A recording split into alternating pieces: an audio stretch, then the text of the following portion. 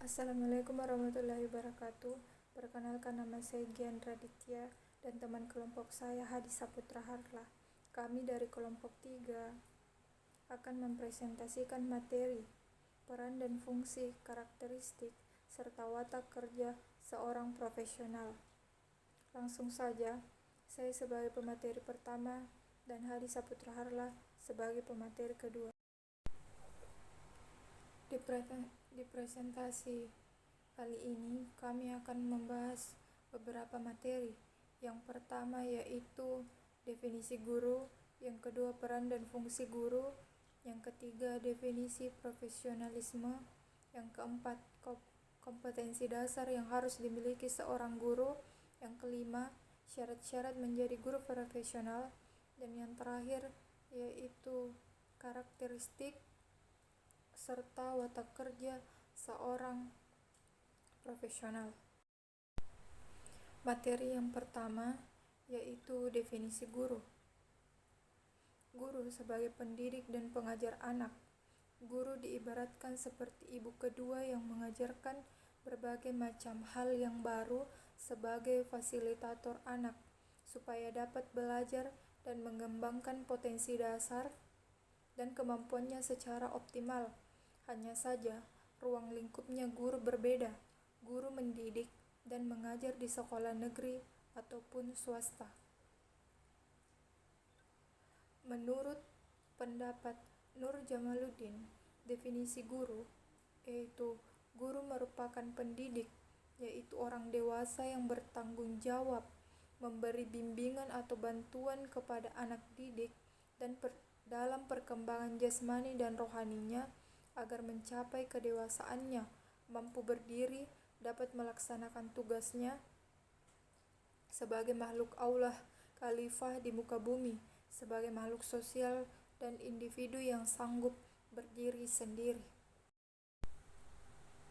Jadi, bisa dikatakan untuk menjadi guru profesional diperlukan syarat-syarat khusus dan memenuhi kriteria-kriteria yang telah ditentukan, serta harus benar-benar menguasai ilmu pengetahuan tentang kependidikan dan pengajaran yang dikembangkan melalui masa kependidikan tertentu atau pendidikan prajabatan.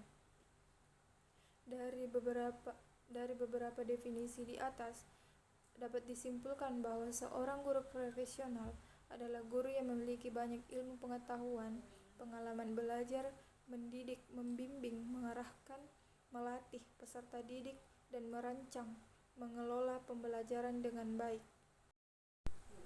Materi yang kedua yaitu peran dan fungsi guru.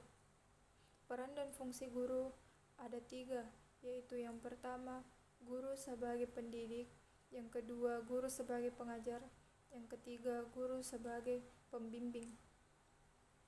Yang pertama, guru sebagai pendidik.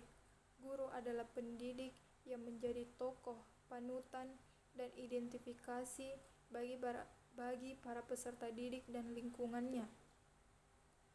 Guru harus memiliki standar kualitas tertentu yang mencakup tanggung jawab, wibawa, mandiri, dan disiplin. Guru harus bisa mendidik anak muridnya agar bisa bertanggung jawab dalam melakukan hal yang sedang mereka kerjakan, dan guru juga harus bisa mengontrol setiap aktivitas peserta didiknya agar tingkah laku anak didiknya tidak menyimpang dari norma-norma yang ada. Peran dan fungsi guru yang kedua yaitu guru sebagai pengajar. Peranan guru sebagai pengajar dan pembimbing dalam kegiatan belajar peserta didik dipengaruhi oleh berbagai faktor seperti motivasi, kematangan hubungan peserta didik dengan guru, kemampuan verbal, tingkat kebebasan, rasa aman, dan keterampilan guru dalam berkomunikasi. Jadi, jika faktor-faktor di atas terpenuhi, maka melalui pembelajaran peserta didik dapat belajar dengan baik. Guru harus bisa berusaha membuat peserta didiknya agar dapat bisa memecahkan masalah yang sedang mereka hadapi. Peran dan fungsi guru yang ketiga yaitu guru sebagai pembimbing. Guru dapat diibaratkan sebagai pembimbing perjalanan yang berdasarkan pengetahuan dan pengalamannya bertanggung jawab atas kelancaran perjalanan itu. Dalam hal ini, istilah perjalanan tidak hanya menyangkut fisik tetapi juga perjalanan mental, emosional, kreativitas, moral, dan spiritual yang lebih dalam dan kompleks. Di sini, guru harus bisa mengajarkan atau mengarahkan peserta didiknya untuk bisa merencanakan tujuan dan mengidentifikasi kompetensi yang hendak dicapai, atau mengajarkan anak muridnya atau peserta didiknya agar apa yang peserta didiknya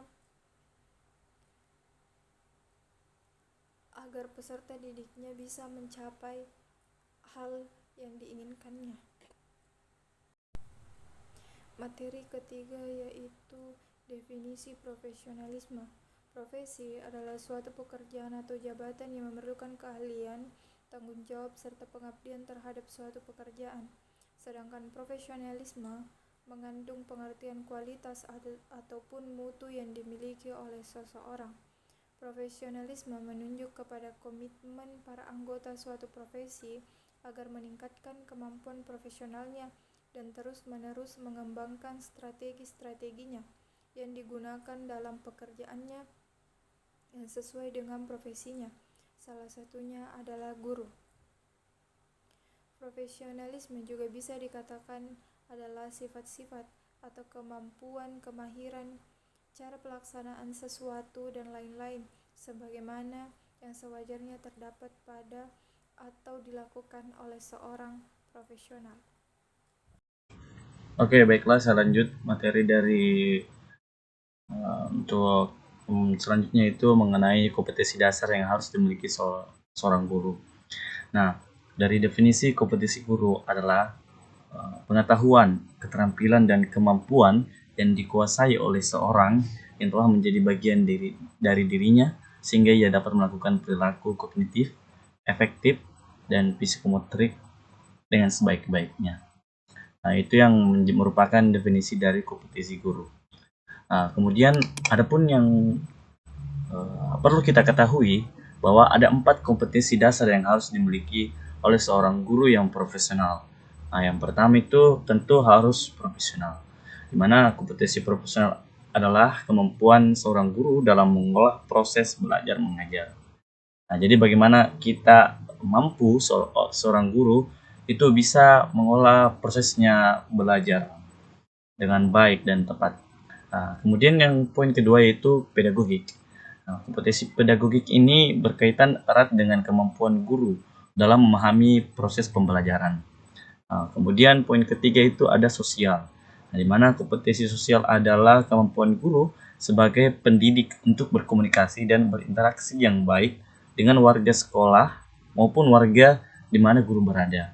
Nah, jadi bagaimana kita seorang guru bisa menciptakan hubungan sosial antara warga di sekolah maupun di masyarakat setempat. Nah, kemudian yang keempat adalah kepribadian. Jadi kepribadian dalam menjalankan tugas dan fungsinya, seorang guru harus menunjukkan sikap dan kepribadian yang baik. Nah, jadi selain 3 poin tersebut, di sini kita juga akan kita akan tahu akan kepribadian yang kita miliki dan bisa memfungsikan dengan baik sebagai guru yang profesional.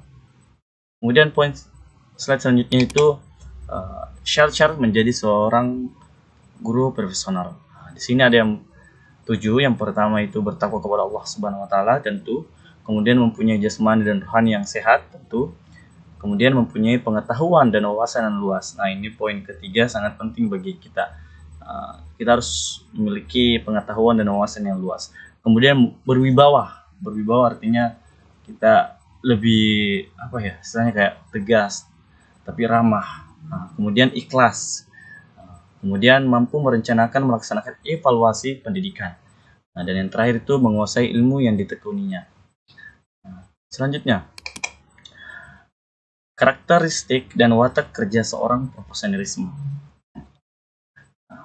Pertama kita bahas itu karakteristik kerja seorang profesionalisme. Ada beberapa karakter yang harus dimiliki oleh guru profesional. Yaitu yang pertama itu guru selalu membuat perencanaan mengajar yang konkret dan rinci yang digunakan sebagai pedoman dalam KBM. Nah, dan kemudian nomor 2 itu guru berusaha menempatkan siswa sebagai subjek belajar, guru sebagai pelayan, fasilitator, dan mitra siswa agar siswa dapat mengalami proses belajar yang bermakna. Jadi kita itu istilahnya ya sebagai pelayan, penyedia gitu. Kemudian guru dapat bersikap kritis, teguh dalam membela kebenaran dan bersikap inovatif. Kemudian guru juga bersikap dinamis dalam mengubah pola pembelajaran. Kemudian guru juga berani meyakinkan pihak lain kepada sekolah, orang tua, masyarakat tentang rancangan inovasi yang akan dilakukan dengan argumentasi logis dan kritis. Nah, yang kemudian guru harus kreatif, membangun dan menghasilkan karya pendidikan seperti tulisan ilmiah, pembuatan alat bantu belajar, ini biasa disebut dengan media pembelajaran, kemudian menganalisis bahan ajar dan organisasi kelas. Oke, selanjutnya. Watak kerja seorang profesionalisme. Watak kerja seorang profesionalisme itu ada beberapa watak kerja yang diantaranya adalah yang pertama, seorang profesional akan bekerja dengan niat yang bersungguh-sungguh, yang ingin dicapai dengan tidak mengharapkan imbalan. Artinya ini ikhlas ya.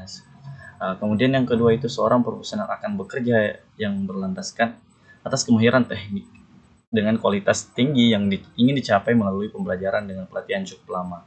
Intinya di sini kita harus memiliki proses dulu.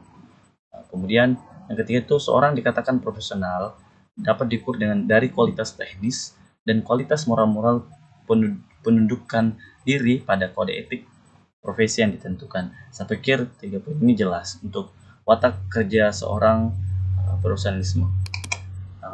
Dan pun yang menjadi kesimpulan pada materi kita terkait peran, fungsi, serta karakteristik watak kerja seorang profesional itu perlu kita pahami. Guru profesional itu merupakan tenaga pendidikan yang terlatih dengan baik, yang memiliki pengalaman dan wawasan luas di bidangnya, yang tercermin dan melaksanakan tugas-tugasnya baik dalam segi materi maupun metode pembelajaran, yang dapat menciptakan suasana efektif, efisien, dan materi dapat tersampaikan dengan baik sesuai dengan tujuan pembelajaran yang ingin dicapai. Nah, kompetensi guru adalah pengetahuan, keterampilan, dan kemampuan yang dikuasai oleh seorang yang telah menjadi bagian dari dirinya, sehingga ia dapat melakukan perilaku kognitif, afektif, psikometrik, dan dengan sebaik-baiknya. Kemudian ada pun syarat-syarat untuk menjadi seorang guru yang profesional diantaranya yaitu kita mendapat pengakuan dan perlakuan hukum terhadap batas wewenang keguruan yang menjadi tanggung jawabnya. Kemudian yang kedua, memiliki kebebasan untuk mengambil langkah-langkah interaksi edukatif dalam batas tanggung jawabnya dan ikut serta dalam proses pengembangan pendidikan setempat. Nah, beberapa yang harus kita ketahui terkait watak kerja seorang guru profesional diantaranya, kerja seorang profesional itu beritikad untuk merealisasikan kebajikan demi tegaknya kehormatan profesi yang digeluti.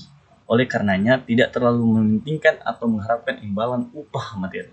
Jadi apapun yang kita lakukan oleh seorang guru profesional itu betul-betul kita melaksanakan atau melakukannya dengan ikhlas tanpa mengharapkan imbalan apapun itu. Oke, terima kasih. Sekian dari materi kami. Mohon maaf apabila terdapat kesalahan. Untuk selanjutnya itu agenda pertanyaan.